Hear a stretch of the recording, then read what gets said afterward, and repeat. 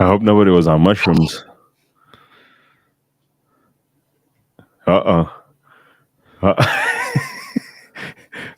Live with the technical difficulties. We're just gonna watch you struggle now. Can you hear me? Yeah. I can't hear you. I don't know why. Oh, we can hear you. Are you muted? I'm not muted. I swear everything's okay on my end. Hold on. We'll check this. You don't need to hear me.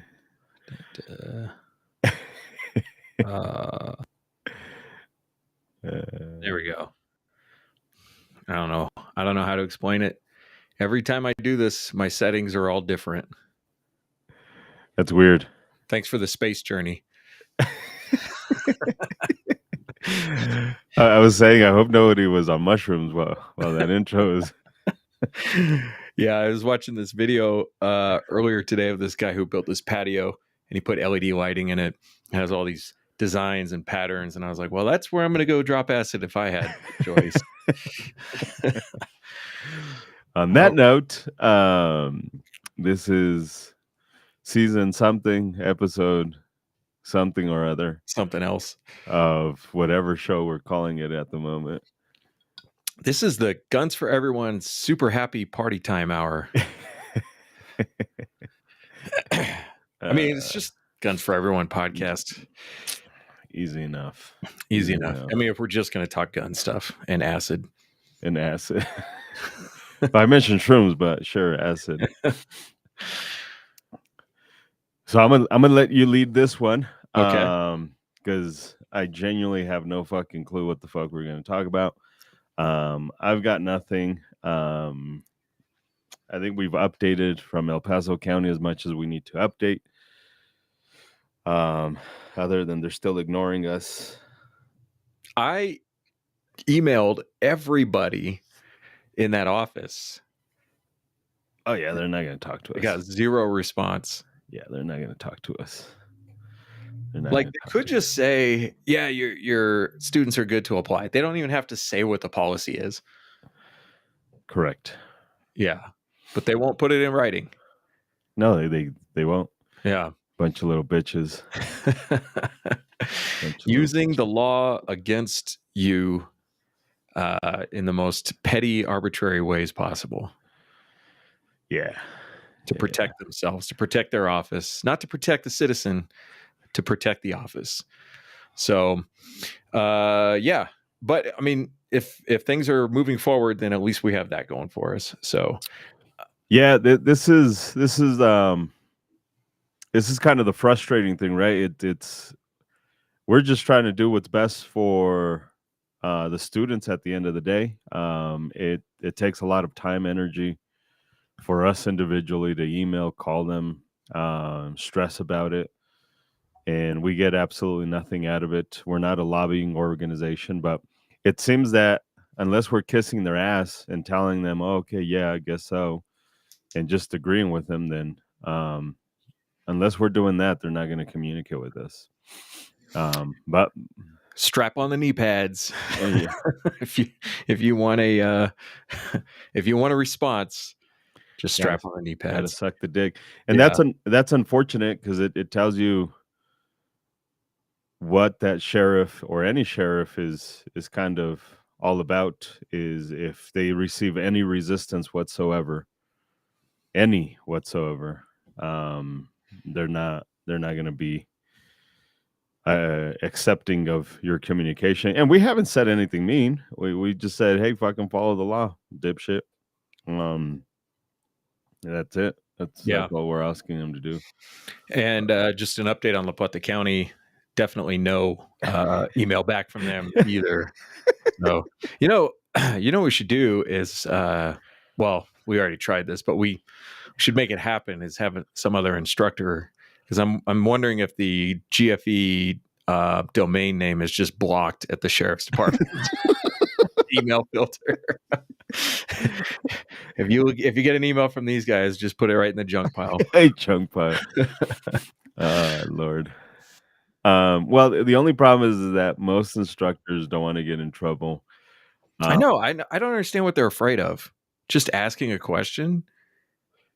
it's rough because I'm in this position where I want to work with as many as instructors as want to work with us, but if we're being honest, there's zero instructors who are willing to sacrifice for their students. Hmm. They even believe that it's going to affect their business a little bit. They're just like, "Nah, I'm not going to do that," which is unfortunate for the students who again suffer the most. Yeah. Um, yeah. Well, shout out to Allison Spink then for being one of the few. So, Yeah, Allison is the only one. all right. So let's talk about. I thought of this topic based on some text messages that went back and forth about some of the students that we had over the previous weekend. You had put on Instagram or Facebook or something that we had 6 classes last weekend. Something like that, right? You had 2 I had 2. and I had 4. Yeah. A lot of students. Definitely. I'm trying to understand this message, but I think this is spam. Oh, it's Yeah. spam. Okay. A lot of students and lots of questions, which kind of got me thinking, like, what is the most, like, topic number one? What are some of the most common questions that we see all the time in doing over 100,000 students, doing classes all over the state, other states, other countries? In the classroom, what are some of the most common, maybe not even questions, but misconceptions that you encounter from people?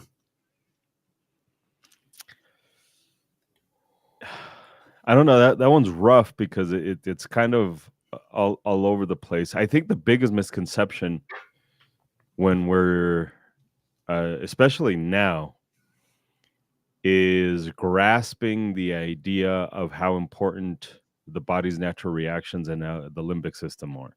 So when a lot of people show up to, especially the range portion, um, kind of snapping them out of drills.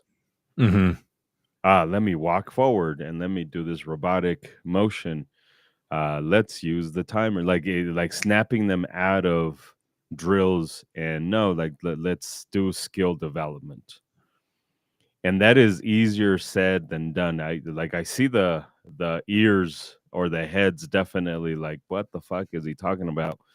When I have this conversation about um the stimulus response pattern and Mm-hmm. information processing is more important than how athletically you can perform a task. Mm-hmm. So, and I think that that's where it takes a while for these humans to understand or grasp it. And not just students, but even new instructors. Even old Uh, instructors, yeah, even old probably instructors. more old instructors than new instructors. Yeah, potentially, but like it's this idea of understanding what the fuck it is we're trying to accomplish. Speaking of Allison, Allison helped a little bit on Saturday, and there was this moment where a dude needed to do a reload, or at least it looked like it. But he pulled out his magazine and he looked and re-inserted his magazine. So I come close and I say, "What the fuck are you doing?" He says, "Oh well, I just want to see how many rounds I have." Like, no, that's not the way self defense goes. You don't fucking decide when to do a reload. A reload happens when it happens. So I took his magazines, and I reached in and I do my dirty trick where I hit the button, I take his mag out, but this time I like unloaded his mags. So like now you have to figure out which one's which. And then Allison, she's like, you're a dick. Um, because she's relatively new to the program, to IDS, Mm-hmm. and the understanding behind it, it's not that I'm being a dick, it's just I don't want this student to choreograph that self-defense. Mm-hmm. Because in a real fight, he's not going to be counting 1, 2, 3, 4, 5. Oh shit, let me check really quick. We're not doing fucking movie shit. We're not doing offensive shit. We're doing defensive shit. It's what's needed. Mm-hmm. So getting people to understand that, because they're so programmed to doing the choreographed shit, the program to doing that. So I think as of late, that's been the most difficult thing to do. I think kind of on that note, a lot of people view the class as a performance. Yeah. That they're out there to perform, and this guy doesn't want to he wants to perform better at the reload. So that means he wants to know when it's coming. Yeah. So he can mentally prepare for it. Correct. And set up the steps ahead of time in his head of what he's going to have to do. Correct. And that is really common. I've experienced that myself going to classes, even with everything I know, there's part of me whenever I'm in the learning environment that's thinking in that performative way. Like, I'm going to be judged by this. Yeah. Right. And so the way to protect myself from the judgment is to perform well at the task. Yeah. And that's a pretty normal human response to the circumstance of training. Because there are other people there. There is an instructor or instructors watching you, and they're going to be evaluating you. But we're not there to evaluate you as a performance. We're there to evaluate, are you doing the right skill at the right time? Correct. Not how fast you do it, not not doing efficiently doing the wrong thing, because that's what that guy's doing. He's setting up to efficiently do Correct. Something, but he's setting up to do the wrong thing, which is to anticipate the need to reload. Correct. And there were a couple of people that I had in my class who really struggled with each task that was added on, caused them to want to speed up everything, which is not uncommon. We see that happen where people feel like they're falling behind because they hear other people shooting. And so they're like, well, I should be shooting right now because everybody else is shooting. And so my main goal right now is to pull the trigger. Correct. And so I had one student who on Sunday, actually just by herself, we were doing movement and assessment and balance of speed and precision. And we're all the way to multi-threat engagement. And maybe I shouldn't have let her get this far, but when you're managing, 16, 17 people, not all at once, but you're thinking what each person is doing and managing out, you're going to miss something. And so I had her just by herself. I was giving her each thing to do one at a time through the whole thing. So nobody else is shooting. This is great. It's putting her on the spot. She loves it, I'm sure. Everybody's watching her, which is the thing that she was probably most afraid of when she got there that day, was that people would be watching her. Yeah. And I give the up command, and then she's not allowed to do the next thing until she's done the right thing, right? She's not allowed to press the trigger until she's done the movement and the presentation. And then I slow her down. I say, are your arms extended? Is your grip correct? Or I should backwards. Is your grip correct? Are your arms extended? Do you have the gun up in parallel with your line of sight? Checking, and now you can pull the trigger. Breaking it down, like, you can't do this thing until you've done this thing one at a time. But she had it in her head that she had to do all of those things all at one time, which led to her pressing the trigger before she's fully extended, not recovering from recoil, all kinds of stuff was going wrong. And I had another guy this is really common, I think, with older dudes, is that they feel this huge amount of pressure to perform for some reason beyond their abilities even. And so he was kind of doing the same thing, although he was a little bit quicker to correct it. But I had to stand there and tell him, like, don't extend until your grip is correct. Don't press the trigger until your arms are fully extended. I had to keep telling him because he was rushing through each thing. And then his grip is all fucked up and all kinds of stuff. So that's that performance focused outcome, I think, that I see. And you can't tell who's going to be doing that ahead of time. Like I don't think you could pick out a student who's going to be doing that, because it masquerades as so many different things. You just have to wait until people are on the line, correct, and start doing the thing. So that's a pretty common one. What else? What else do you see that you're commonly fixing out there? I think after that,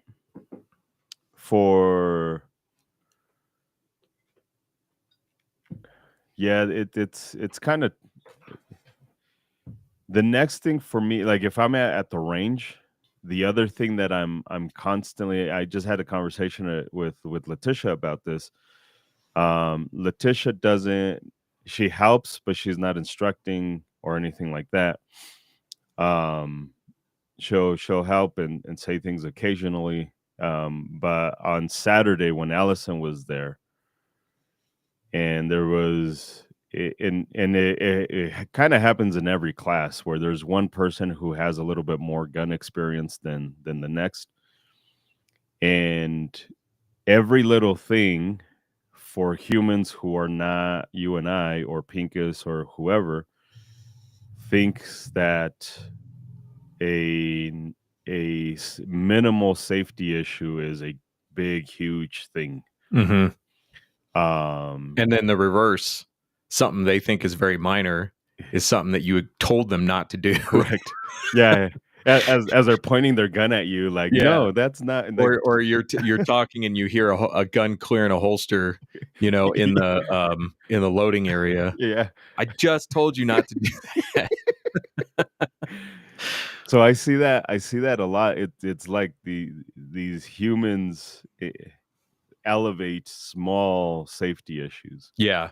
There was one that came up multiple times on Sunday, which is actually in the last two classes, is people being concerned that they had a round in the chamber in their gun in their holster, and I had to tell one person, I think multiple times, that's how you're going to walk around with it in public. Yeah. Like if the gun is in the holster, secured in the holster, the gun is fine, but he's like, yeah, I figured you want me to unload. I'm like, did I tell you to unload? I don't remember telling you to unload, And then if you think it's such a big issue that you do it, why didn't you say something so that everybody did it? Correct. You just did it by yourself. Correct. Like, oh, well, this is a safety thing, so I better keep it to myself. Yeah. and it's this thing of people don't balance that risk benefit thing at all. So that's a big problem, because now somebody highlighted and it's a potential. It's what you perceive to be a safety issue. It's not a real safety issue. Mm-hmm. It's still valid to talk about it. I'm not against talking about it, but let's talk about why you're wrong. Mm-hmm. So an example is, how shitty people do reloads initially, and they end up rotating the muzzle, and you tell them, hey, quit rotating the muzzle and shit like that. But the person next to them fucking freaks the fuck out. Like, no, like it was at 180. If they were pointing the gun directly at you, then we'd be having a different fucking conversation. But now that person seen it, or somebody said something or whatever, and now it becomes this huge fucking issue. It's not an issue, and I'm not opposed to having a conversation why it's not an issue, but it does change the mood of the class. When somebody sees the finger on the trigger as they're coming back, we all know the finger should be somebody else, but this is the 60-year-old who's owned a gun for fucking 50 years, and this is the first formal class they've taken. Mm-hmm. So like they have to be corrected. They've never been corrected. So for me, there's always this little bit of grace of like, yeah, like it's that's not where the finger should be at right now because we're not shooting. Mm-hmm. But it's not a thing where the gun's pointed at the target. It's not pointed at their fucking heads. Mm-hmm. So there's balancing of like let's have this conversation with this human individually all by themselves. Hey, finger somewhere other than the trigger, and they get it. They understand it, and it's a skill though. You say this very, very well. Mm-hmm. It's a skill that they have to develop, and they haven't developed it Yeah. at this moment. But the person next to them, like, oh my god, like it's like the end of Yeah. the world. I mean, it's incredibly common to have people in the class who are struggling with that issue, with the finger on the trigger issue. It's also very common for people in the class to struggle with maintaining an awareness of the direction of their muzzle. And, you know, there are reasons for that. When you talk about the reasons for fingers being on triggers, it's because that's the ergonomic design of the handgun. That's the intuitive place to put the finger. And the muzzle direction, our hands tend to orient towards our attention. So, you know, our hands are the primary tool that accomplishes the tasks in our life. Yeah. And our attention is how we find those tasks and do those tasks. So our hands following this is very common. Correct. So you get some people who they've learned how to keep the muzzle in the right direction. They've learned how to keep their finger off the trigger. And then they see other people fucking it up and they're like, oh, you know, like you said, they're making a deal out of it that it isn't necessarily. Correct. It's not that we don't care. It's not that it's not an issue. It's just like, you have to understand, however many students an instructor has seen, most of them at some point are going to struggle with one of those two things. Correct. And so I'm aware, I'm tracking it, I'm paying attention, I'm calling it out and everything. But yeah, you get some people are like, whoa. And my favorite is the people who make a huge deal out of it and then they do it. Or they do something worse that is actually worth. Yeah, like stopping. I hear a gun coming out of the holster after I told you not. Like, that's a problem back here, you know? Right. So Tad says, how many times do you get flagged? Directly flagged versus almost flagged pretty often. Directly flagged more often than I would like, but it doesn't, I don't know. It's hard to put a number on that. I'd have to quantify. I've been muzzled at a gun store a lot more than I have in a training class. Yes. Yeah. So I've been muzzled at that could also be because you owned one and you were behind the counter all the time. So at a gun class,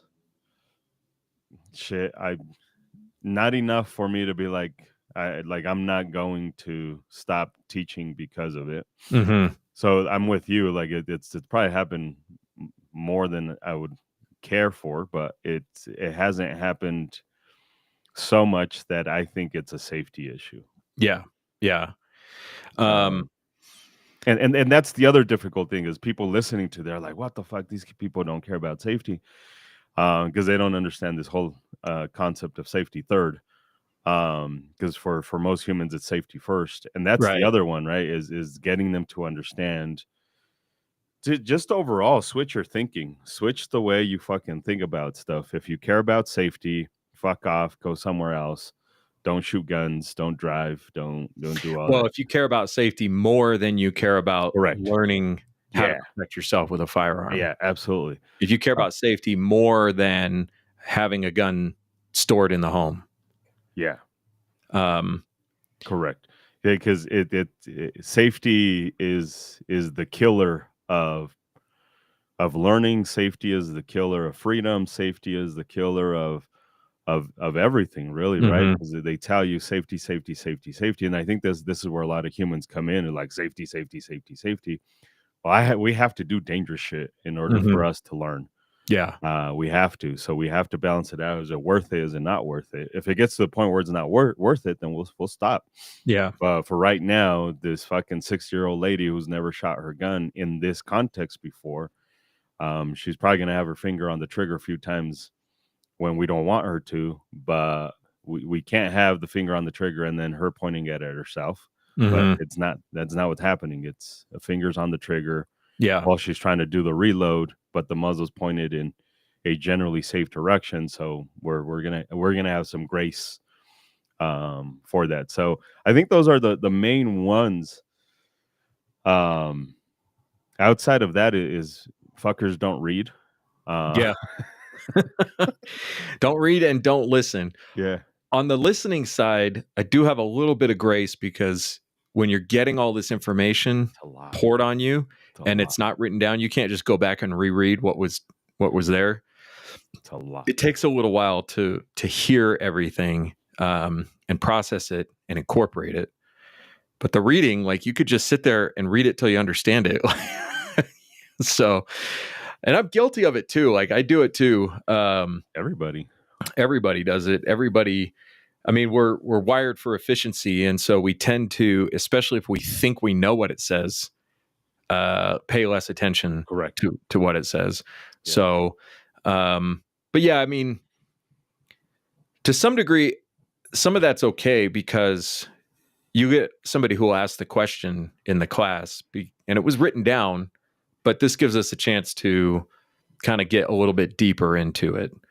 But some things are pretty simple, like go to your county website and figure out what your county sheriff is doing right now before you come to the class. Correct. You know, like that saves everybody time, so we don't have to talk about it.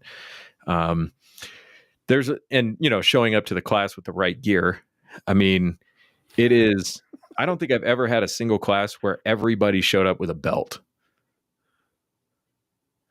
Dude, that's so frustrating, man. I had on Saturday, and maybe they're listening, maybe they're not. But it is what it is. Saturday at 5:00 in the morning. Oh, I don't have a holster for my gun. I don't have a mag carrier, and I don't have a belt. Let me just run on over to Kmart and get what you need. Yeah. And if Kmart's not open, we'll go to Sears. Yeah. Circuit City's probably got it. So that's frustrating. That's definitely frustrating. How many times have I lost I lose my shit with students probably every fucking class. Every fucking well, you class. you have to define what that means for you. Yeah. I know, like actually yelling at them. Yeah. Like fucking like yelling at them. It happens at least once. I think there's less classes when I haven't lost my shit with students. Mm-hmm. And this is part of the psychology though, right? This is part of the Pincus gets in trouble for this a lot, significantly more than I do. But it's people on the line.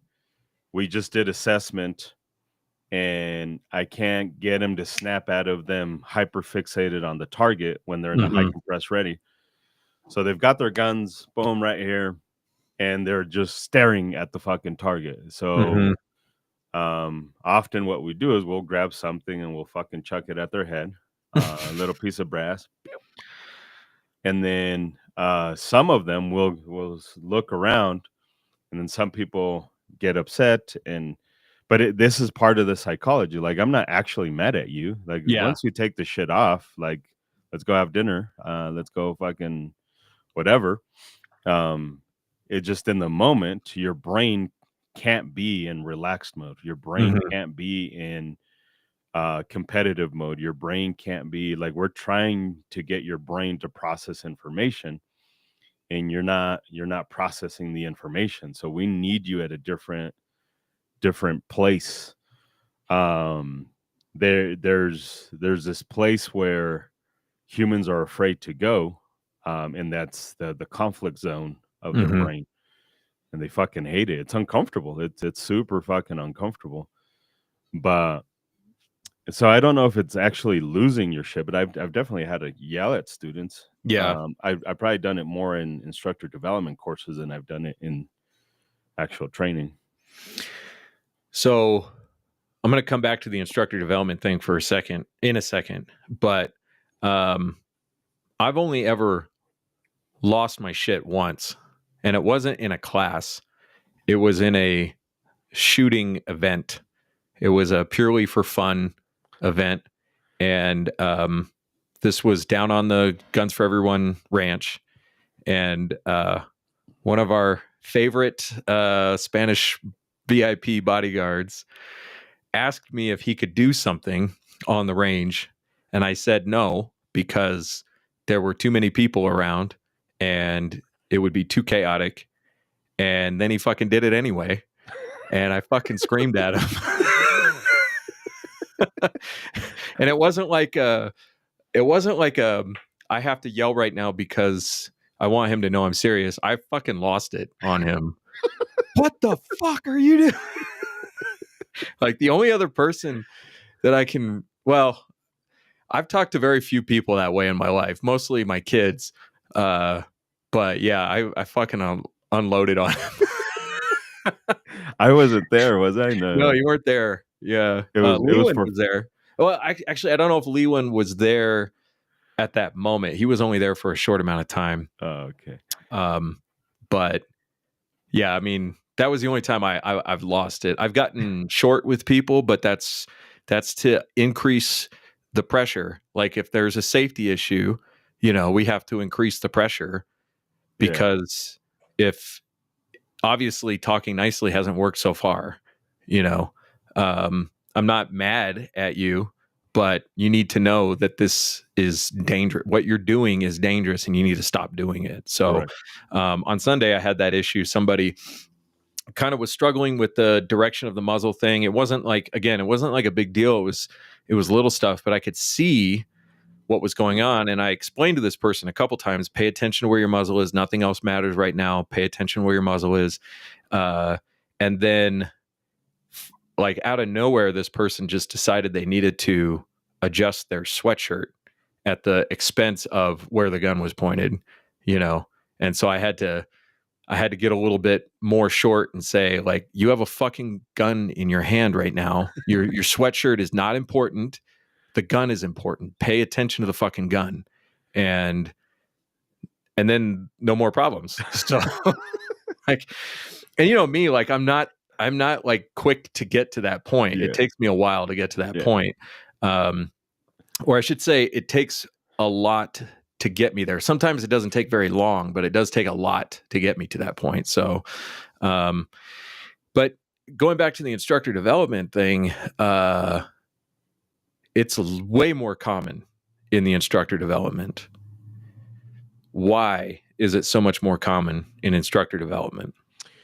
Well, in the instructor development, the understanding is that you're trying to become the human who teaches other humans. So for me anyways, there's an expectation for you to get it more correct. Not right now, but like, you need to understand the responsibility. I don't think enough gun people understand the severity. We say it kind of half jokingly, kind of like, you get to a point where you just tell people shit that it's just normal. You don't mean it. Server comes and, how's everything? Everything was fine, thank you. Yeah, not when I'm having dinner with you. Waitress comes up, how's the food? Pretty much fucking sucks, actually. And I'm just drinking my water.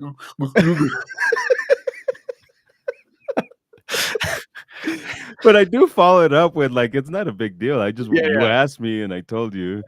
I've done that. I did that one time when I did that one time at Hooters with Gurky and Derek.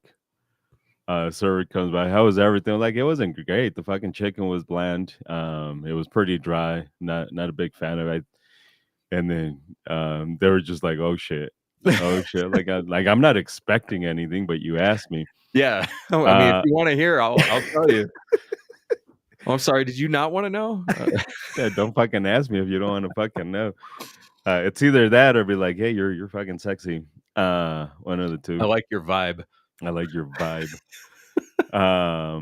Your vibe is nice, and by vibe I mean titties.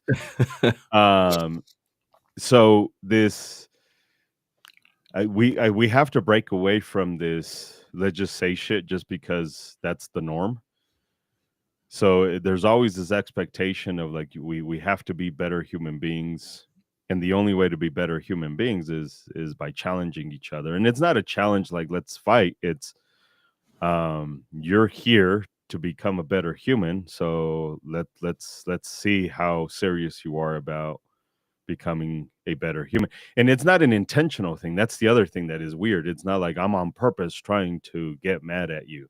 Yeah. I'm on But purpose. you are on purpose trying to break down and get rid of the thing that's not good enough. Correct. Because good enough is not good enough. If that makes any fucking sense. Like Well, the goal is always to improve, right? Yeah. The goal is always improvement. The goal for the student is improvement, and the goal for the instructor is improvement in the class and in instructor development. And in every interaction that the instructor has with the student or with their own knowledge and skill development is to get better. I mean, why are you doing it if that's not the goal? Correct. So every single interaction involves the destruction of the thing that's not as good as it could be. Like, how do I put that? Because you don't want to make it sound like I got to get to this level. It's like there is no this level. Right. But improvement means whatever it is you were doing before wasn't good enough, and now it's better. Yeah. So that's the death of something in that interaction. There's a conflict there. Correct. So a huge example would be I just seen Oliver coming in, and Oliver wasn't there, but Oliver's in Mexico. Oliver's in Monterrey. Is that a French name? Oliver Lennox. Lennox. We got our first French Mexican. French. I think Lennox is not French. The first French Mexican. You forget that in a few days we're celebrating the Battle of Puebla, which was fought against the French. Oh, shows what I know. yeah. Fucking Mexico almost became a French empire or part of the French Empire. Like it was pretty fucking close. Thank you, Mexicans, for winning that one. Yeah. So, but Mexico's a pretty good example of my frustrations for a lot of it, because Mexico is somewhat in the toddler stages of civilian training with firearms. Mm-hmm. And they are very much gravitating towards the tactical. So like Ed Calderon style, like it's in context. He used to be special forces or some shit like that, right? So, but like that doesn't apply to civilians. But everybody wants to hear how awesome this special forces guy is teaching. Shit that gun people got in trouble with here in the U.S. in the early 2000s and the late 90s, and now we know for the most part that civilian training and military training is not the same thing. Like it's not the same thing. You would like to think we know that, but every civilian instructor rattles off their military credentials. Yeah. and that's a big frustration for, like, when I did an instructor development course in Mexico. That was a big part of the contention. Is you have humans here in Mexico that are very capable of being great instructors, but they'd rather sell tickets than teach the correct thing. And that's the tough thing, is that our program, IDS, and Pink has put it together, but he'll be the first to admit, like, I didn't create this shit. Like, I didn't invent neuroscience. I didn't invent the fucking body's natural reactions. Like, I just put it together. It's a tougher sell than look at your gun and do the clearing of the houses and doing all that dumb shit, right? Like it sells tickets. This is part of my realization with instructors, is I love capitalism, but it's also what is killing the gun industry. People would Mhm. much rather sell classes than to sell good training. Yeah. And I think on that side it is trying to get these students to get to the point where I don't know why I don't I thought you did that on purpose for a no second. no So. no I was trying to delete it. I don't know why I fucking put this shit on Twitch, man. But anyways, so that was the last real time in an instructor development course where I lost my shit because everybody seemed more interested in how cool can we be. Mhm. And that's where Mexico's at is unfortunately is they're trying to sell tickets by selling cool training, even though Mhm. it's shit training. It's fucking garbage training. Mhm. Um, and so we're trying to change that with a few of them, and there's a few of them that are doing good. I think Oliver's a good example of humans who are trying to do their best with what they have. Mhm. Um, but it's tough when you're trying to swim upstream of all the fucking hot garbage. Right. Um, so we're trying to get these humans to understand, like, yeah, sure, you're trying to sell and pay the bills and do all that stuff, but like, there's got to be an integrity behind it. Yeah. So that's why I would yell more in the instructor development courses Yeah. because these humans have to be better, and we have to challenge and then explain why room clearing or doing sweeps or doing CQB for civilians is not a real thing. Like Mhm. it's not real. Like cool, it sells tickets and you get a name or whatever, but it's not real. Um, it it, it's offensive. It's not defensive. Civilians need to do defensive training, not offensive training.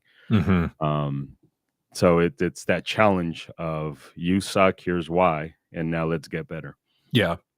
Um, kind of on that note, I went and saw Warfare, which is that new Iraq war movie. Okay. Really good movie. I mean, I liked it. I give it a 9 out of 10. It would have been 10 if they had shown dead bad guys. But and the only reason that's important is because like our good guys are firing all these rounds and you don't see a single bad guy get hit. You're like, is that because they suck? Or like Yeah. where are all these bullets going? What kind of effect are they having? Um, but you see an incredible amount of planning and staging going on in these teams. But this is all offensive. It's all Oh, highly coordinated offensive. yeah. And when it doesn't go according to plan, it reverts back to what works within the body's natural reactions to stress. Correct. So there's a really great scene where you have this highly competent Navy SEAL who really knows how to do his job. And he is like great. I mean, his whole character just exudes this competency. And then he gets to the point where the body's natural reactions take over and all of his basic essential skills start to fall apart. Correct. He can't apply a tourniquet. He can't even remember how to apply a tourniquet. Correct. He's struggling managing these different tasks. He like they didn't really show it, but you could get the sense that he's suffering from some level of tachypsychia where things are just not happening as quickly as he thinks they should be happening, Correct. or things are happening out of order and all kinds of stuff, And the civilian needs to understand that you don't operate in the space of planning out an attack. Correct. You operate in the space of I didn't know any of this was about to happen. Correct. And and even if it happens in your house, mm-hmm. like I wasn't prepared because one of the biggest misconceptions for home defense is I know the layout. I know where everything. So who gives a fuck? You know the layout of the park. You know the layout of King Supers. You know, you control security. Make it more difficult for these fucking assholes to come in. And oh, by the way, if you go into my kid's room, I'm not gonna be slicing the pie.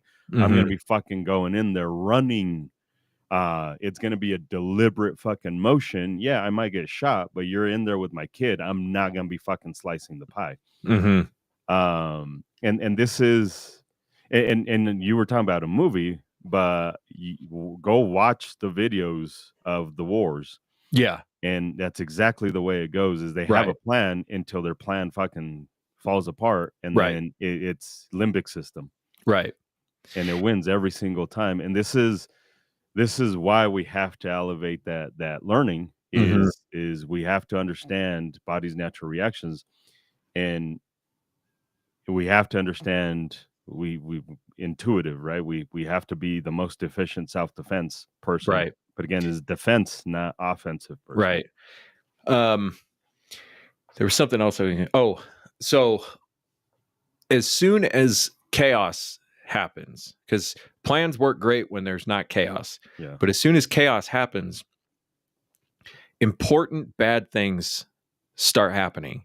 Now, in the balance of overall benefit and risk, you want more good things than bad things to happen. But, you know, the reason I picked this movie out is because it was written and co-produced by this guy who was there, and they brought most of the people who were there back for the actual filming of it to make sure they got it as right as they possibly could according to the way they remembered it. Correct. So in the world of movies, there's at least an attempt here to make this as accurate as it happened. And there was a guy who got his legs blown off, but they weren't all the way off. They were mostly off.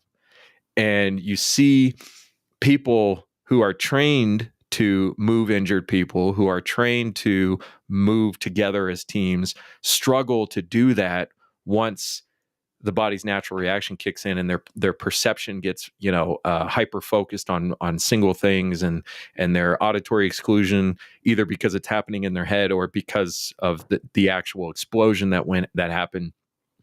And you see that competency just take a huge dive down to its lowest level. So the right things are still happening, but they're happening at such a lower skill level than what you saw before the bomb went off. Correct. So you think about your layout of your house, you're like, I know the layout of my house. Yeah, but you still bang your elbows on stuff. Correct. You still stub your toe. Yeah. And there's something I've been working on understanding better, which is your perception of your environment, even a known environment, once a truly threatening stimulus happens. And what I'm trying to figure out is how the brain maps the environment once it believes it's going to die. And so how the brain maps the environment, or a lack of a map of the environment. So this is where you get people who, like, they get in a car accident and they can't figure out how to take off their seatbelt. Correct. Something you've done 1,000 times that year, probably, let alone your whole life. And your hands just like can't locate where the seatbelt button is. What do I do with my hands? What do I do with my hands? And helping people understand that your perception of your home as a place that you have so perfectly mapped out in your head is not a realistic perception or a realistic understanding of what is likely to happen given a threatening stimulus. Well, even the very simple. I have this video for anybody who's interested in it, about what it takes to be an expert in the context of a handgun for self-defense. But that study they conducted with the chess players. Mm-hmm. So 3 chess players, expert, amateur, advanced amateur, and then a beginner. And they said, remember the layout of the pieces, 5 seconds to remember it and replicate it. The master, the very first time, seen the pieces, 5 seconds, they covered it. 16 out of 25 pieces he was able to remember. And then they redid the study, and this time, same board, same pieces, but they put them in order, and in order that would never pop up in a real game. This can't happen in a real game. out of the 25 pieces, the master could only remember 3. That is incredible. Yeah. So what changed? It's the same pieces. It's the same game. It's the same colors. Everything was the same. He could no longer recognize Yeah, I the think you could information. actually say it's in that case, it's not really the same game. Correct. And that's The and brain that can no longer recognize. right. That's the context shift that caused the brain to no longer be able to recognize what they were seeing because it wasn't the same game. Correct. Same pieces, same everything. This is where gun people, and this is the frustrating part with all the people that like to do timer stuff and competition shooting, and is to get him to understand we're not playing the same fucking game. Like Mhm. we're not playing the same fucking game. Is This is the frustrating thing with new instructors. Again, I talk about Mexico. I'm seeing it. They want to play the game, and like self-defense is not the same game as war. Self-defense is not the same game as law enforcement. Self-defense is not the same game as Just competitive shooting. just range shit. Just, you know, Yeah, just regular range shit. yeah.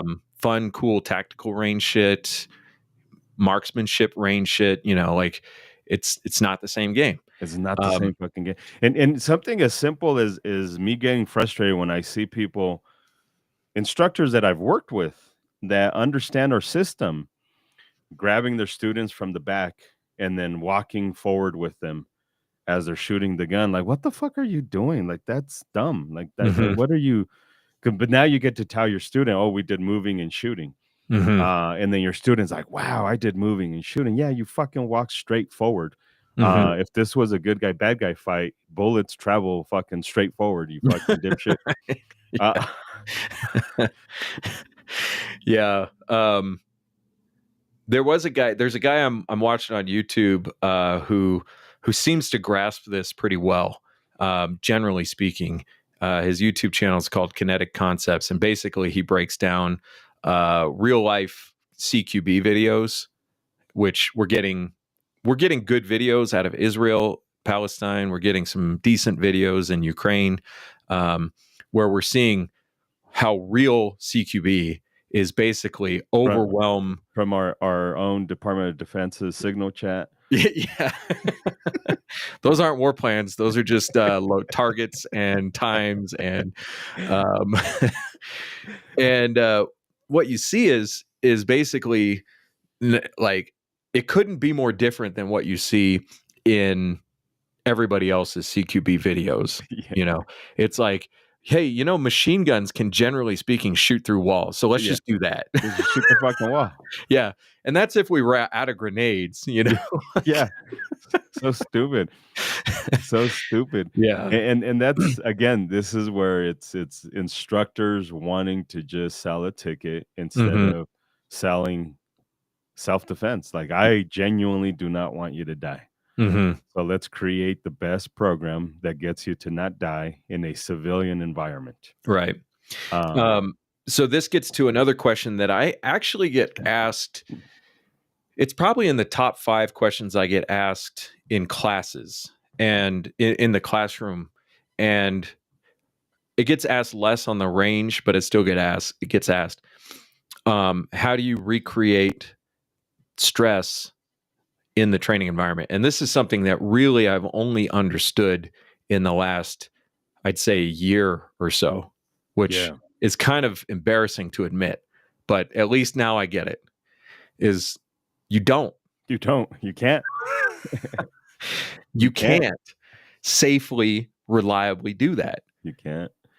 Yeah, And and again, this goes again to the shitty instructors who want to sell something, so they pretend to do stress inducement, um, and we see it all the time, right? Where they set up scenarios or they set up the, like, it's not the same because your brain knows it's not going to die, so Mhm, it's not in fight or flight. You mhm, think it is because you did some physical exercise. You mhm, think you were stressed, but cortisol is not flowing through your fucking body right now. The stress hormone is not flowing through your body. There's no neoepinephrine. There's no epinephrine, and if there is, it's not at nowhere near at the same rate or level as it is when you're about to fucking die. Right. You can't. And nor do you even really want that, No. because again, that's absolutely not a learning environment. Correct. There's no learning going on. There's no useful learning going on in that moment. I mean, you could argue that the brain is always learning something, but there's no useful learning going on when you think you're going to die. Correct. And if you look at the good guy, bad guy fights, we can see some things that are consistent: distances, the amount of time people shoot, but the actual context of the fighting is very unique to itself. Like Mhm. it's very unique. There's a lot of, again, there's some things that are the same, but there's over 100,000 variables that came into play to make it be exactly what it was. So you're not even being exposed to the same environment when you're in training as Right. you are in that one particular fucking time. So you can't train for it.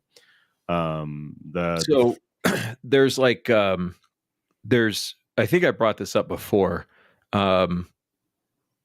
Dave Grossman, who wrote On Killing and On Combat, talked about how fighter pilots who survived their first 5 dogfights in World War II were more than 90% likely to survive the rest of their dogfights. Yeah. And you could say, well, there you go. There's stress inoculation, but there's stress inoculation for an extremely specific context.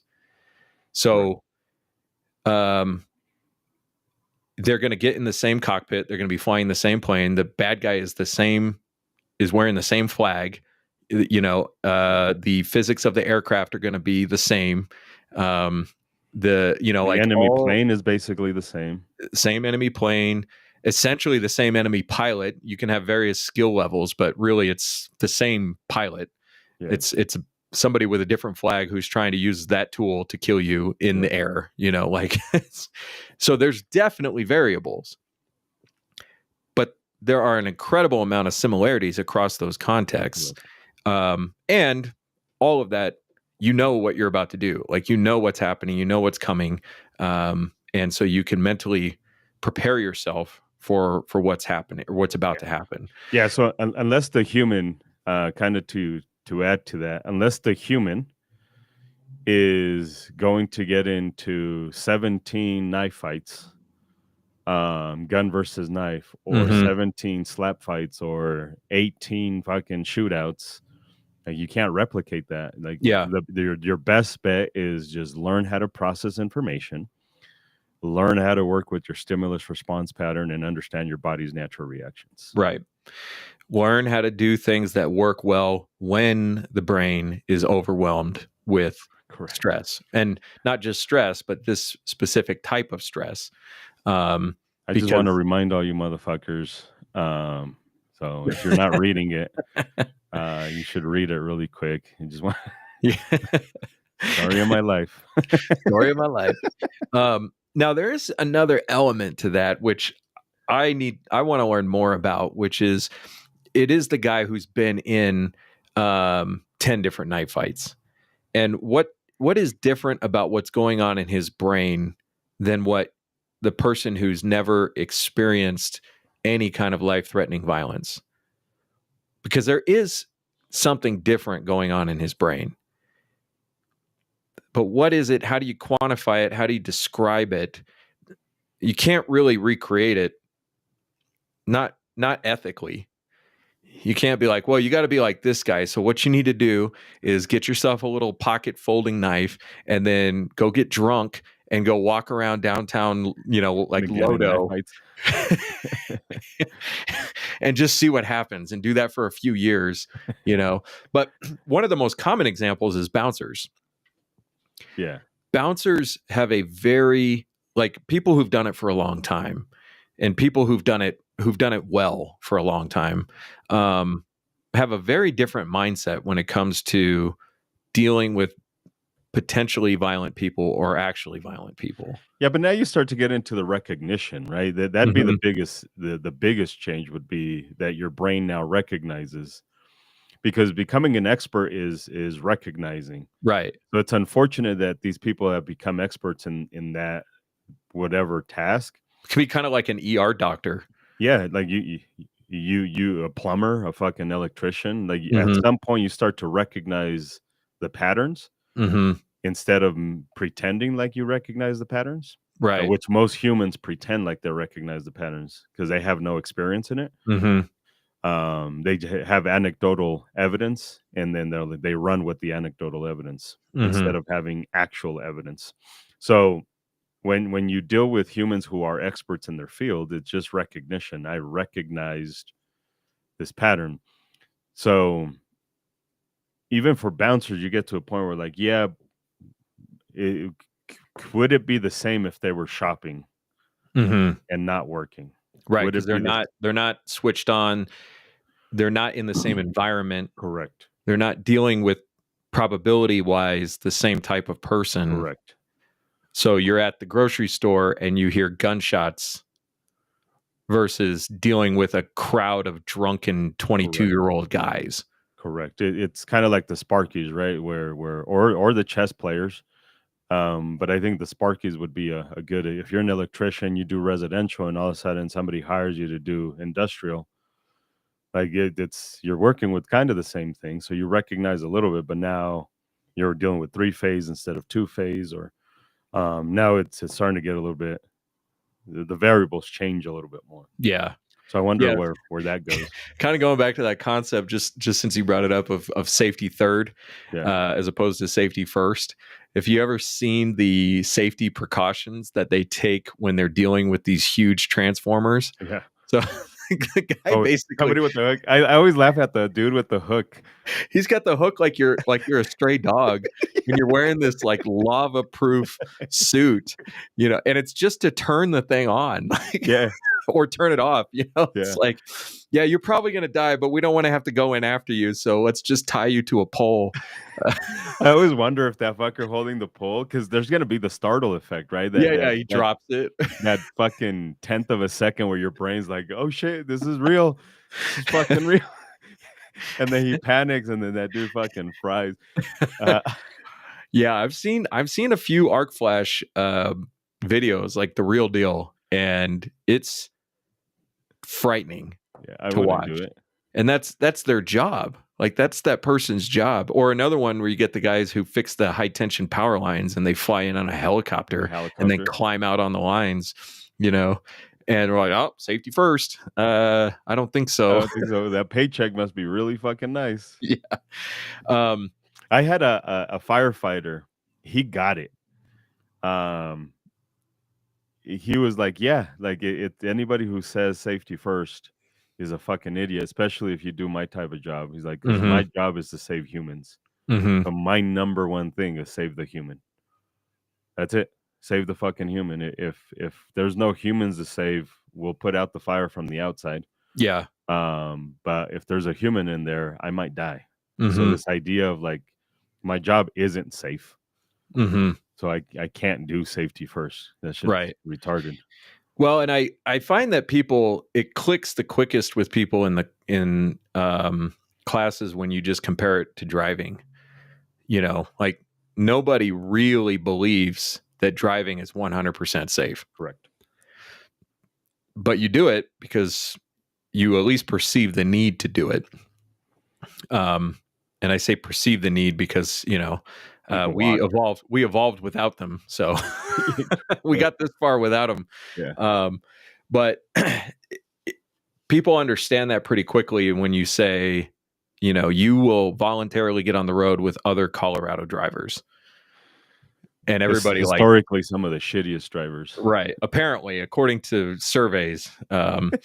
So that's, I think when you can relate that to something that they understand, even if nobody's ever really pointed it out to them before, but you just kind of with a few words efficiently turn on that light bulb above their head. Like, of course, safety's not first on the highway. Going down the highway and getting to where you need to go is the first thing. Correct. So, which is also why we don't drive, or a lot of people choose not to drive when the risk exceeds the benefit, when the snow is out, deep and slippery. And you get people who just get to a point where like, yeah, it's not worth it. I used to think it's worth it, but it's not worth it anymore. Correct. So, um, so there's the recreating the stress one. Another question that comes up all the time is, what, like somebody will describe something that happened to them, and they'll ask the question, did I do the right thing, or what should I have done? Yeah, it's either that one or validate my actions, Mm-hmm. or tell me it's okay for me to shoot somebody in this particular context. So there's the hypothetical, and then this happened to me. Validate me. Right. Yeah. Yeah. And I don't know. And people hate that. Like, Yeah. people want an answer, and the answer is almost always I don't know, Yeah. because I wasn't there. So I can tell you, and you understand that situation differently than what actually probably happened. You So certainly understood. Like, it's certainly different because there's no way that you could have known all the relevant things at that correct, time correct, and made a decision based on all the facts. correct. There's no possible way that you could have Correct. made a decision based on all the facts because you're not Correct. aware of all the facts. Yeah. And usually humans remember what they were told, or they seen a video, or whatever it was suggested to them, or they try to decipher it in their brain, or it. So now I'm going off of a story that you told me that is most likely bullshit. Even if you did the right thing, what you remember is most likely not the way it went. Mm-hmm. And just off of that alone, I can't tell you what I would have done, because I would have perceived it a little bit differently. Mm-hmm. Kyle Rittenhouse, you and I could both probably agree that the Glock guy, the one that had his bicep shot out, did not want to kill Kyle Rittenhouse. Yeah, if he did, he would have just shot him. He would have just Like, he fucking had shot him. plenty of opportunity to shoot him. Yeah. So, but you and I understand that what these humans were trying to do is take his AR-15 away, except the Mhm. skateboard guy. Well, the skateboard guy grabbed the gun Okay, I don't remember that part. and he hit him with the skateboard. At the same time? It's like, don't half-ass things. Do one or the other. But that's Correct. what you get for half-assing it. Yeah, that's what he got. Yeah. So, but we studied these videos, right? We watched these videos, more you than I. Every time you send me a video, I'm like, oh fuck, prepare for death. Prepare for death. But it's valuable to watch these videos. Most humans don't study the video; they just watch it for the cool factor. But Kyle Rittenhouse, that dude that got his bicep shot off, did not want to kill him. He had the Glock. He could have shot him at any fucking moment. But tell that to 17-year-old Kyle Rittenhouse while he's on the ground, that a dude with the Glock isn't trying to kill you. Right.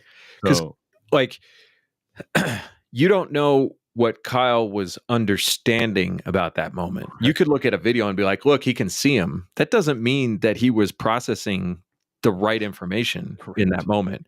And what even is the right information correct, in that moment? And so Kyle made the decisions he made that night. Nobody is ever going to be in his shoes. correct.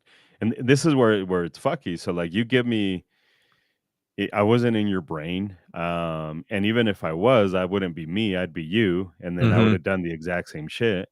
So then why even fucking ask me? So like, there is no like, let me tell you, because I don't know if I would have been there.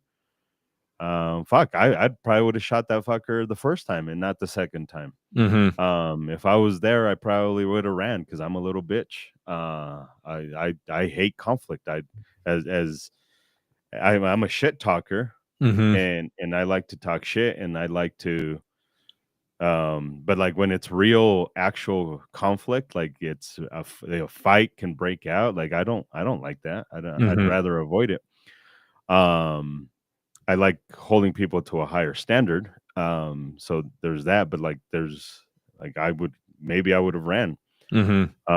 One of the reasons why we don't have gun stores anymore is, as soon as we got the first break in, it was no longer worth it for me to continue having it, and definitely not worth it for me to have my wife go through that again. So Mhm. it just wasn't worth it. So like, I don't know. And this is the problem with humans. They want to be told what to do and how to do it, why to do it.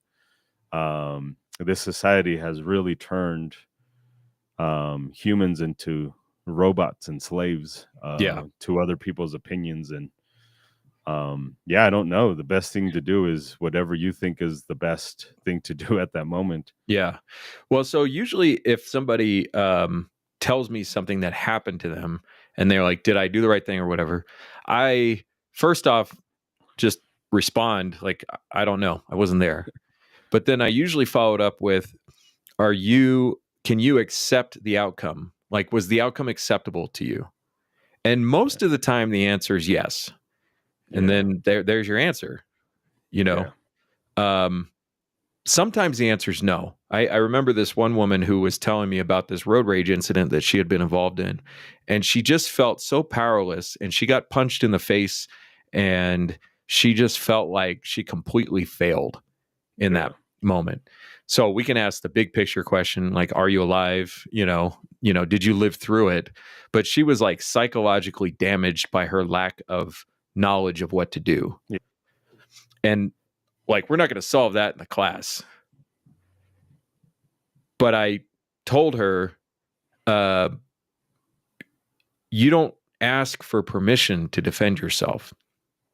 You do what you think is necessary given the risk and benefit of that moment. There's no way to predict what is going to happen in the future, Yeah. But so this is really common too. People are like, yeah, I'm glad I'm alive, but like, I feel like I could have done better. Okay, well, next time, do better. Be more alive next time. Yeah, be more alive. And I generally find that the more serious the incident, the less questioning people really have about it. Yeah. So in other words, most of the people who question it probably weren't going to die. Mm-hmm. They're just mad they lost a fight. Yeah. It does suck. Yeah, it totally sucks. It does suck to lose fights. I mean, I don't know because I've never lost a fight, but I would imagine it sucks. It happened to me about 25 years ago, and I still think of it. Like, I still remember. You got your ass beat? Not beat, but I got lost? punched, and I didn't get any chance to respond. Oh. And all things considered, I think the outcome was actually pretty good. But to this day, I'm like, man, what a little bitch. Yeah. I haven't been in many fights, so there's that. But I think the couple that I've been, you can argue there was really no winner. Like everybody hit each other, and I don't think I would have actually won if I had gotten out of the car. I do remember trying to avoid more fights than I've been in. Mm-hmm. Like, nah, I'm good. Yeah, like legit telling these people, like, nah, I'm good. It's not even worth it. Like, there was one fight that I absolutely should have had when I was 14. And that's part of being 14, I think. Like, this kid at Toys R Us probably doesn't have a gun. He probably doesn't have a switchblade. Like, this is going to be a fight on the floor at Toys R Us until the manager breaks it up. Like, that one should have happened. Absolutely should have happened. And you didn't have it? And it didn't happen. Didn't happen? Yeah. It's hilarious. I had knocked my tooth out of my own head earlier that day. And I remember my dad told me, take it easy for the rest of the day. And so I was sitting there in this Toys R Us thinking, I should be punching this guy right now. And I'm thinking, but I might get in trouble if I do with my dad, who told me to take it easy today. So, yeah. But people don't like that the answer, I don't know. But I think that there's the opportunity, if you present it correctly in the classroom, to tell people, this is not a place for you come to ask for my permission to do things. Yeah. You don't ask for the cops' permission. You don't ask for the DA's permission. You don't ask for the jury's permission. You learn more about risk in the real world, and you make the best decisions based on your value system. Because people will tell me like, well, if somebody's breaking in my car, like that's my ride to work and blah, blah, blah. I'm like, look, I can tell you a few facts about that, but I'm not going to be able to change your mind about what you value. Yeah. So Well, just that's understand that there's a difference between getting your car stolen and not being able to ever work again. yeah. There's yeah. But I think people we want somebody else to blame. Mm-hmm. We want somebody else to blame for the outcome. But part of being an adult and at the risk of offending society in 2025, that's the risk that's part of being a man, especially. Mm-hmm. Right? Like being a man is accepting responsibilities. And I say that 100% because if your kid fucks up royally, who pays for it? Like you do as the dad, really Mm-hmm. more than mom. It's a reflection on on the dad really more than anything else. If my wife talks shit to some dudes and those dudes want to fight, guess who needs to go fight? Yeah. Like I need to go fight. Like it's and I'm sure a lot of people fucking be upset at this, but it's 100% true. Like it's like I have to accept the responsibility. This is why we're generally so tough on our kids, is because at the end of the day, I'm the one that has to answer for all your shit. Mm-hmm. Like it all falls on me. It falls on my shoulders. But as an adult, period, because not everybody has the luxury of having the dad or having the husband or whatever. If you sword fight with other dudes, then I mean it's same shit, right? Like it's one person that answers for the whole family to a Mm-hmm. certain degree. And it might be the lady. But that's part of being an adult, period, is I have to accept consequences. Mm-hmm. Right or wrong, I did what I did and I have to accept the consequences. It's a very basic concept. But in 2025, I think people have forgotten it because we are part of like to make it batshit crazy. We are in a society where like, well, oh, the government will take care of this. Well, nope, the instructor will take care of this. Like, how many times have we received emails and we're like, fuck, you could have taken care of this student. Mm-hmm. Like, you fucking fight for yourself with the sheriff. But Mm-hmm. they're like, nope, you're the instructor. You deal with it. Like, no, it's your fucking permit. You fucking deal with it. Mm-hmm. But we forget that it's my consequence. I have to deal with this. Yeah. Right or wrong, like I have to deal with it. It's not up to Isaac to decide when you live or die. Yeah. I think that it's kind of funny. I think as adults mature, and I can only say this from the male perspective, because I don't have a female brain, but from the male perspective, the more you understand that, the simpler your life gets, because you realize that if I'm not willing to do it myself, I shouldn't be asking other people to do it. And if I'm not willing to do it myself, then I really don't want it bad enough. Correct. So your life gets a lot simpler, I think, as you start to understand this dynamic of responsibility and consequences in general. I think there's always the fact that like the world can get more complex and you're like, well, I'm going to take on that responsibility because it wasn't a problem before. Now it is a problem. I'm going to do that thing. And this is where people will talk about, well, if I don't stop the thief, nobody will. And we're in the position we're in as a society because nobody's willing to do the difficult thing, which is a really complicated idea if you try to carry it to its conclusion, because people are like, it's true. Yeah. Like people aren't taking responsibility for their neighborhoods. And so when your neighbor's house gets broken into, you're not going to do anything. Yeah, correct. Right. Because like, not my insurance, not my charges, not my stuff. But at the same time, your neighbor is vulnerable because nobody's looking out for him besides himself. Correct. So like, I can't really argue with that, but I'm not going to do it. Like, I was having this conversation, I think it was online with somebody, and they're like, saying that this is the way they choose to live their life. And that's cool. I'm not going to change your mind about that. But they were also trying to say that the law should recognize that. I'm like, no, you're going to jail, dude. Like, like you are absolutely going to go to jail if you live this way. You're either going to die, or you're going to go to jail, you know?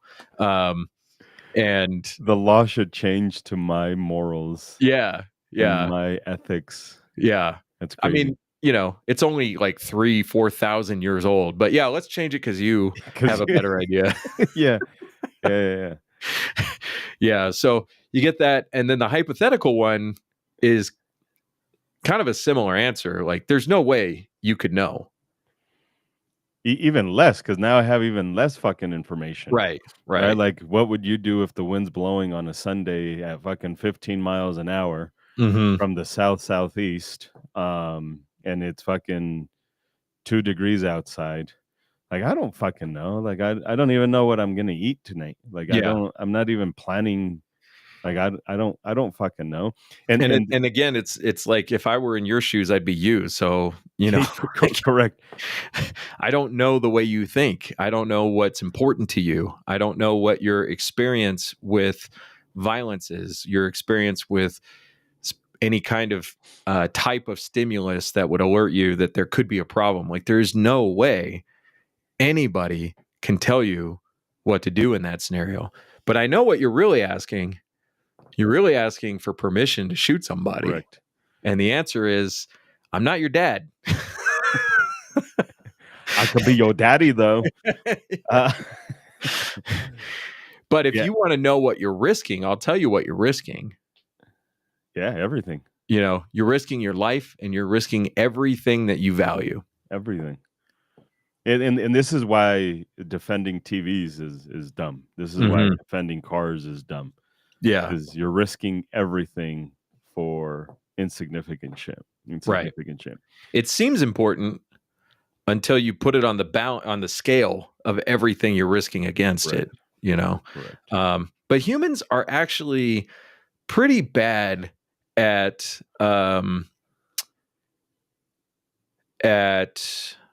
balancing that big picture type stuff. That's why people gamble. Well, this is because it's not in our DNA. Mm-hmm. Like, it really isn't in our DNA. I'm sure many humans have this conversation. Absolutely, humans have had this conversation before. But we live, like you and I right now, are in places that we're not technically designed to be in. Mm-hmm. You've got central heating, central AC. I've got the AC going on right now. I'm sitting in a fucking chair. I don't have to build a fire. Like, this is not the way we were designed to live as human beings. Like, we weren't. If anything, you can argue that we were designed to be more nomadic, constantly building new cities or new little villages and then breaking them down and moving somewhere else as the seasons change and food became scarce and all that shit. So, like, our brain isn't designed to value this fucking monitor that's in front of me. But I worked for it and I paid for it, so now I feel like it's like I must protect it. It's my everything. You used your life energy, your life force to create that thing. Correct. But we used to use that to create shelter and shit that mattered. Food. Yeah, survival. Right? And so it's like our brain confuses what's really important because we're using the same resource to create important things and unimportant things. Correct. So it's totally understandable. But I think that's why it's so hard to get people to understand it when they're thinking about self-defense. It's like, I used my life force energy to create all of this. So defending it is like defending myself. Correct. But it's not. But it's not. But it's not. But it's not. Same, but not the same. Yeah. And it's like, you get that people who go through a house fire, they'll say, like, I realize, what really matters is that my family's alive. Everything else can be replaced. It's at that moment where everything gets taken away except the things that truly do matter. Unless your And crypto keys were in the yeah, USB unless your crypto somewhere. keys were in there. In which case, Yeah. But we live in a society of such abundance that you can reliably say, oh, things can be replaced. If this was 5,000 years ago and your whole little village burned down, probably be half of replaced. you are going to die of exposure tonight. So it's not like, oh, it's just things, we can replace them. Yeah. No, like that was your ticket to not die tonight. Yeah. You Yeah. know? The shit that just burnt. Yeah. Yeah. Your fucking So- horse that took you to the hunt. Yeah. Yeah. All your arrows, all your spears, all your yeah. So that resource management, our brains are not really wired for abundance. And so maybe that's what makes it so confusing to us to say somebody's stealing your car right now.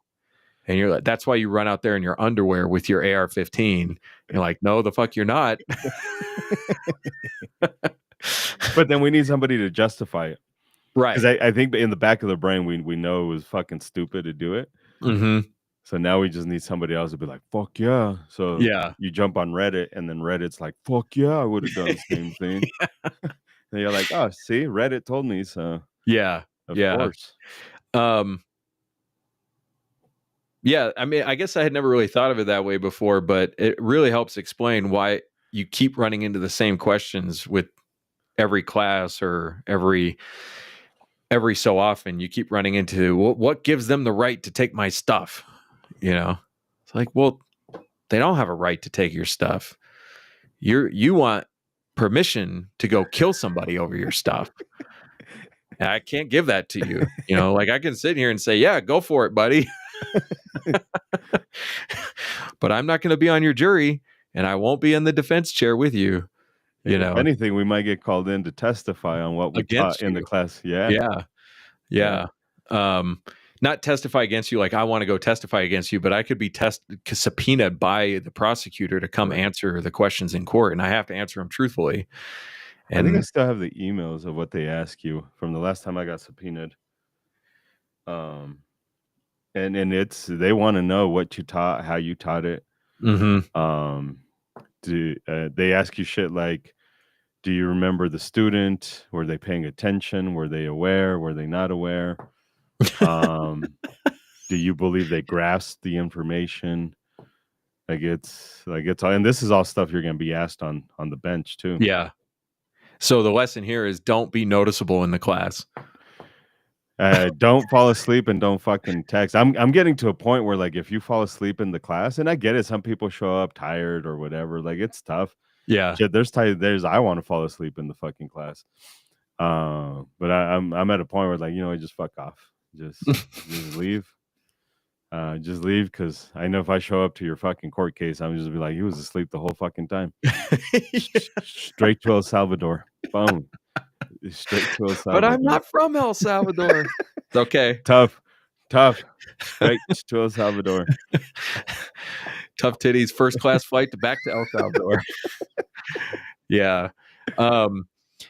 Yeah, that comes up a lot. And then you know, we've talked this to death, so we don't have to go into it, but a lot of people will ask the question, like, why do they keep taking away our rights? And my answer to that is because you let them. So you let them. Next question. Next. That's so tough, man, because a lot of people are like, well, I didn't let them, like, but you did. Yeah. In many ways, by the way. I think a lot of humans need to understand that. Instructors right now are my shit list, for sure. Mm-hmm. But it's and by the way, we're kind of guilty of this too. I've definitely not done everything I possibly could do. Yeah, for sure. Yeah, for sure. So it's not like we're without blame. Mm-hmm. So we are instructors too. So we're on our own shit list. Yeah. And you didn't show up, and then the law passed, and then you complied with it. Mm-hmm. And then that's how you allow more laws to pass, because this year they're gonna be like, oh fuck, this was easy. All we had to do is change words a little bit and end up with kind of the same shit, and fuck it, we'll do it again, and they're gonna comply. Fucking easy. Yeah, easy. These motherfucking Stockholm syndrome, motherfuckers. Easy. Yeah. Fucking easy. Yeah. And then instructors are all like, well, I might lose money if I talk shit to the sheriff, so I'd rather just be on the sheriff's good side. Like it's or you can fucking fight them. Yeah. You can fucking fight them. Yeah. All right. I think we beat a lot of that stuff up. I want to talk about what happened in Colorado Springs with this nightclub for just a second. Oh shit! I thought we were going to talk about the lady who shot her own reflection. We could talk about that too. All right, this will be short. Let's talk about Colorado Springs, and that sergeant major who owned the place. Sergeant major owned the place. I didn't know that part. Was he a sergeant major? I have no idea who owned the place. Yeah, watch. Or ran the club. So for anybody who doesn't know, there was a nightclub in Colorado Springs that was raided. It was called an underground nightclub, even though it was above ground. And I'm not saying that facetiously. I mean, it is totally obvious that place was functioning as a nightclub. If you drove by there in the evenings, it was obvious this place was hopping. I don't get the whole underground nightclub concept. There was a lot of drugs found. There were a handful of guns. Fort Carson response to service member being caught at illegal nightclub. They're saying that he underground Colorado Springs, over 100 illegal immigrants and more than a dozen U.S. active duty service members were detained in his drug enforcement.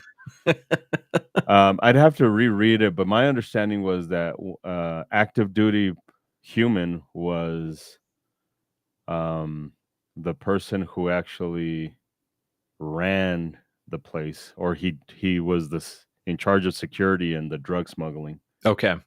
Anyways, so it was a nightclub and they found drugs. Big surprise. What? No way. They found some guns. Less than I expected. The DEA showed some pictures today, the guns they found. And I'm like, that's all you found? That's I mean, how many people were in that nightclub? Rookies. I'm not saying like I'm excited about this, but and over 100 illegal immigrants. Well, this was a nightclub that catered to Spanish language customers in Colorado Springs. So yeah, I think there's a good chance you're going to find a lot of illegal immigrants there. Yeah. Hell's Angels. Oh, really? Yeah. That's funny because there was this big thing about the Hell's Angels coming to kick the train day immigrants. Yeah. Now they're working together out of Aurora. Now they're selling drugs together. So stupid. So I live and I on purpose looked up the CNN one just to piss people off. Yeah. Not the Fox News one where Pam Bondi gets to talk about it. I live a mile from this place. I can see the shopping center if I climb up on my roof, and I'm like, it doesn't raise my level of alertness in any way. I live around here, like this. I don't know. I'm saying this because there was a YouTuber who it's the least of your worries. Yeah. There's a YouTuber had kind of like a meltdown, and he's like talking about how he has to move because he lives 2 miles away from this place. I'm like, 2 miles in this town. You know how long it takes you to go 2 miles? Like that's a good 15-minute drive in the middle of the day, like I live 2 miles away. I'm like, I had somebody get shot in front of my house. It didn't change my perspective at all about where I live. I know you didn't want to beat it to death, but like there goes the safety conversation again. Somebody who values safety over freedom. Yeah, exactly. Like I for me personally, to a certain degree, I'd be like quasi okay with that being somewhere in my neighborhood because those fuckers don't want to ruin the party. Mm-hmm. And they're going to try their best to not start shit or raise any eyebrows because they're making money off of that place. Yeah. The Yeah. last fucking thing they want is for that place to get raided. Yeah. Yeah. And then there was some news story that there was a Sinaloa cartel member selling drugs. Like, okay. Like, I don't understand how that's a big story. You Correct. know, this is Colorado. We're a drug highway. Yeah. I'd be surprised if there weren't any cartel members selling drugs in there. I'm not like excited that Correct. cartels operating, but it's the Springs. Like, if you don't already know that that's true, Correct. you know, and And also, where are you going to move where this isn't going on? Yeah, I mean, and it's part of that overall. Like, how safe are you trying to make your life? Because you're going to safe yourself right into tyranny. You know, yeah. I mean, we have. That's where we are right now. That's where we're at. And so I don't go to that shopping center. Is it where the Safeway's at? No, this is on Academy and Airport. So it's kind of like, it's kind of like kitty corner if you were to fly across. Where the bridge is at, right? Like the bridge? Yeah, the bridge that they tore down and rebuilt. Yeah. I did a class across the street from that place. Like, one of the first classes I did in the Springs was at the fire station across the street. Oh, that's right. Yeah. Like, society can only be so safe. And I'm not saying like it's an excuse for violent crime, but there are this much was worse, a violent crime. Yeah, there are much worse things going on, and on a regular basis that, I don't know. I just don't see the idea of moving, keep trying to move away from smaller and smaller problems. Correct. So I don't live on, La Pan, where I dumped you off, trying to make it easy for you. That show was incredible. I was like, yeah, just drop me off right here on 38th.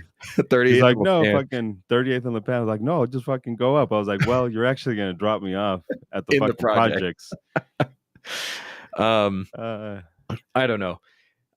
It's hard for me to like exactly spell out what I'm thinking, but it's just, why would you uproot your life because of one bust that happened 2 miles from your house? Well, this is the humans that are saying, I'm done with Colorado, and I get it. It's starting to compound, right? Like, taxes are crazy here in the state of Colorado. Insurance rates are fucking bonkers. Vehicle insurance rates are bonkers here in the state of Colorado. The cost of living is crazy. Like, Colorado, everything is compounding. Like, I get it. Now with the new bills that they're trying to take your kids, and it a little bit is hyperbole, but it's not that far from what they're saying. So like, it's like, I get it, but like, I'm looking at Texas, and people laugh at me, and I get why they laugh at me. But if I look at Texas, I can't get Pornhub in Texas. That's everybody's reaction. Yeah, fucking hilarity. Like, I can't look for hookers in Texas, because they have different levels of restrictions. And oh, by the way, their gun laws are not that awesome. Firearms Policy Coalition just posted about how the Republicans in Texas are actually pretty anti-gun. Yeah. Because they want the control. So like, you're moving from one place to another place without knowing what their tyranny looks like. So like, and their problems are different. There was a comedian, and this is a pretty dark joke. So for those of you guys are little bitches, I don't know what the fuck to tell you, but I think it might have even been Chris Rock, if I'm not mistaken. I think it might have even been Chris Rock, when he talks about the boyfriend who kicks your ass, and he's like, but then you leave him, but at least he paid the light bill and shit like that. And then you go with somebody else who can't pay the light bill and doesn't pay the rent, and now you got roaches and you're getting your ass beat in the dark. And the bigger picture is at least in one place, you kind of know what the problems are. Yeah. And you can kind of navigate the issues and the problems and be ready for it. You move to another place, it's like it's a different set of issues that you're encountering. So you're not really running away to a better place. You're just running away to different problems. Yeah. Now I could see moving for a number of big picture problems, like you said, taxes, if you get to the point where you just like can't even Eat? support your family Yeah. because of the way the tax structure is set up, like obviously it makes sense that you would do something to fix that. But generally speaking, the attitude that I will not confront the problems that I'm faced with, I'll either rely on somebody else to do it or I'll just leave, is how we get here. You know, people are like, well, I don't like these laws. Like, well, what did you do about it? Ran away. Well, what can you do? Well, more than you did, probably, you know. And if you do try, you put forth a good effort, and the law is still changed. Well, now you know you at least tried. Correct. And if everybody kind of took that attitude, I bet we'd have half the problems, politically speaking, that we have right now. So, Correct. and anyway, so that nightclub thing, it made me laugh because I'm like, yeah, I know exactly where that place is. Definitely was a nightclub.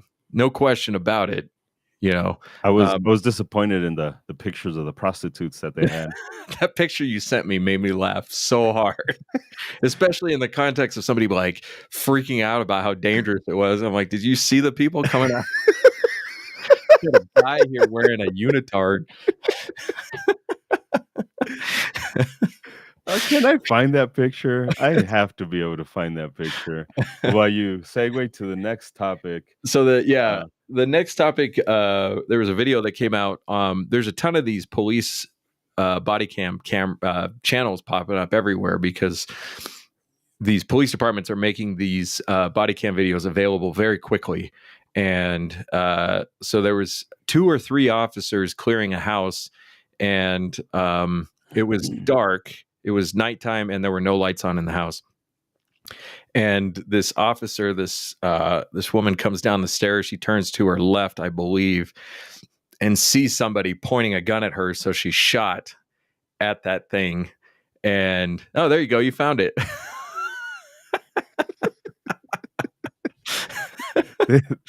and oh, by the way, might I note, and I have to note this, the phone that the gay is wearing is an iPhone.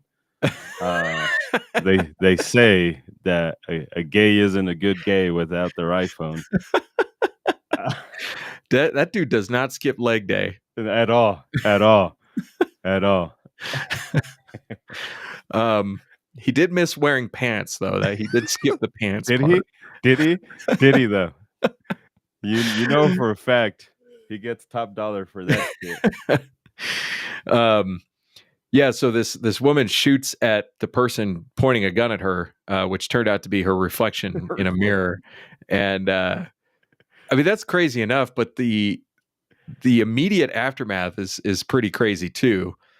Just listening to the dialogue going on between the officers after she shot the mirror. And then at one point she says, "It's okay, I didn't hit anything." Like, what what does that mean? Yeah, correct. Like, you hit something, and it wasn't a bad guy, so. But I hit nothing. I'm trying to find the video. Did I send it to you? Yeah, but they're all on Instagram. Oh yeah. Here we go. I fucking hate it when it's people doing what we're doing. Oh, talking over it? Yeah. Yeah, so she's coming down the stairs. She's got her light on.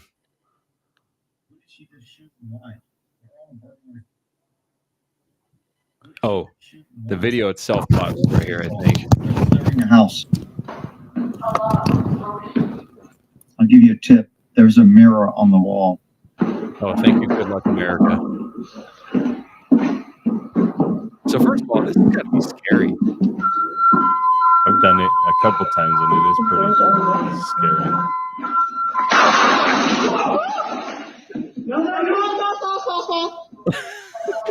There's a fucking mirror, bro. I turned that way.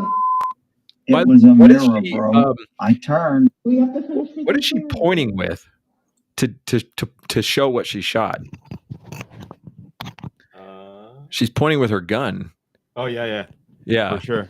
She's like, "Oh, I shot over here," and she's Over pointing here. her flashlight attached to her gun at the thing that she just shot at. Correct. Which I can't remember which FUD was talking about this as a problem, but the idea that you will intuitively use your gun as a flashlight if the flashlight's attached to the gun. Well, that's why we don't recommend flashlights on guns. Mm-hmm. The prime example, and all the fuddery and all the fucking douchery is gonna get mad, but it's a prime example on why we don't recommend lights on guns. Yeah. Because like when you need a light source, again, going back to a lower level of executive functioning under stress, when you need a light source and you know where you have one, you're likely to just go ahead and use that light source. Yeah.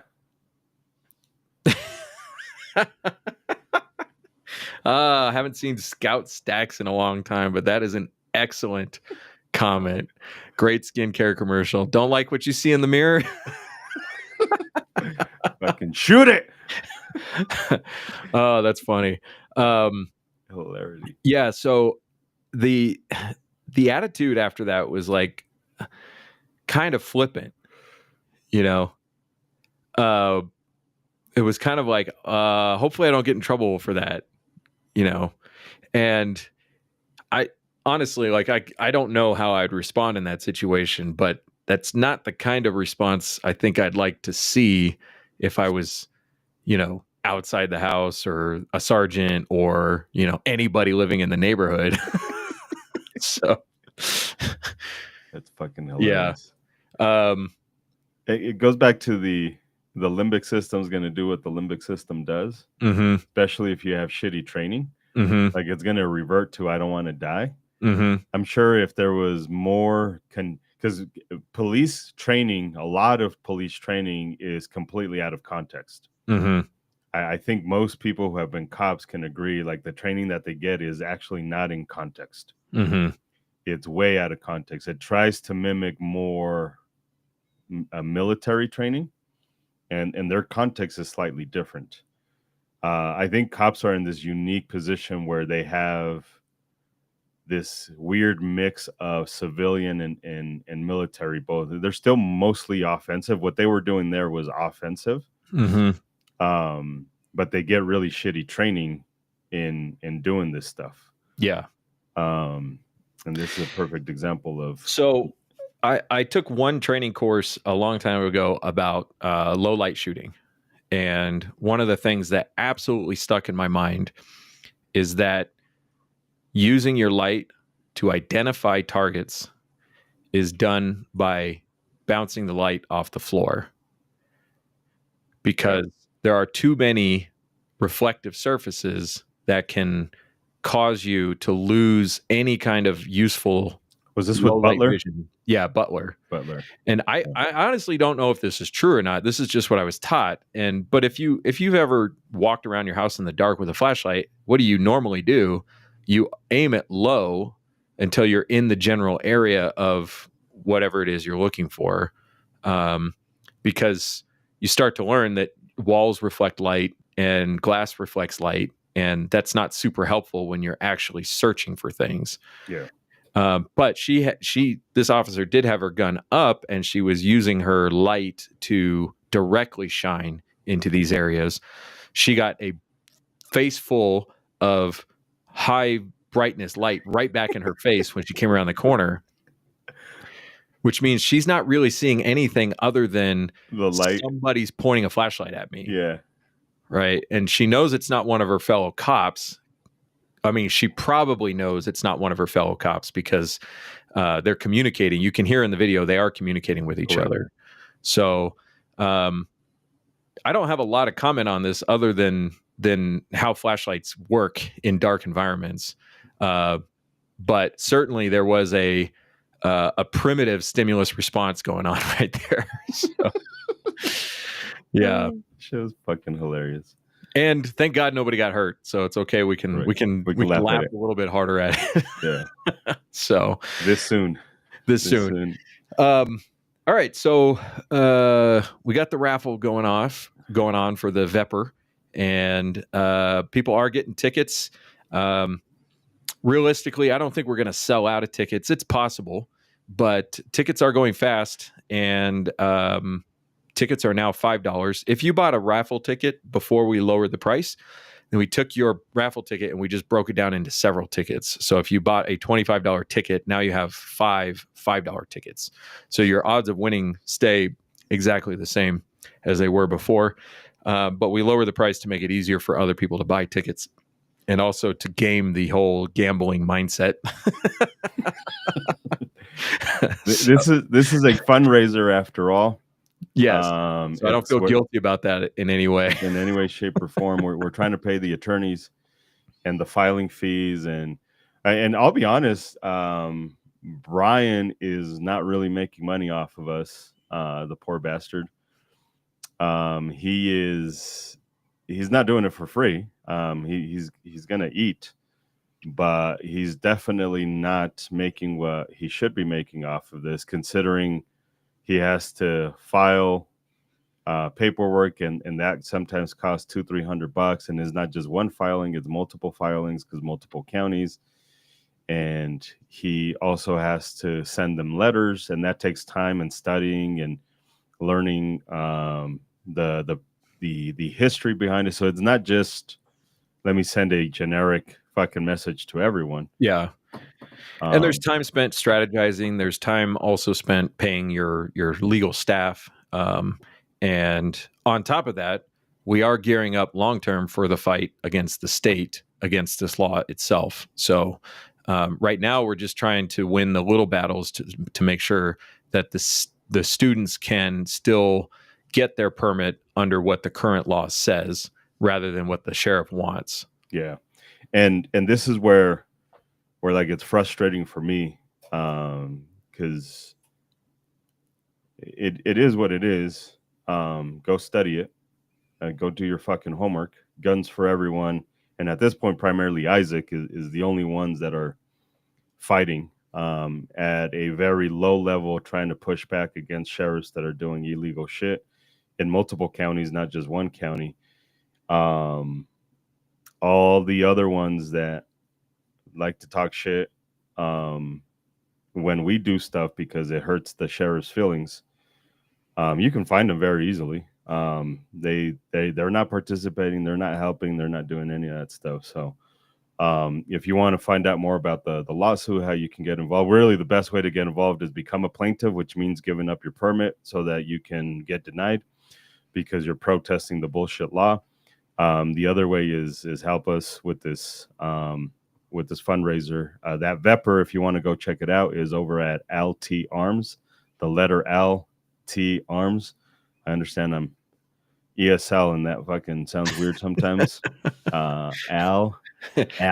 Who's Al? The letter L, the letter T, Arms, over in the Ken Carroll area, so you can go see it there and then scan the QR code, or you could just go to gunsforeveryone.com/legal fund.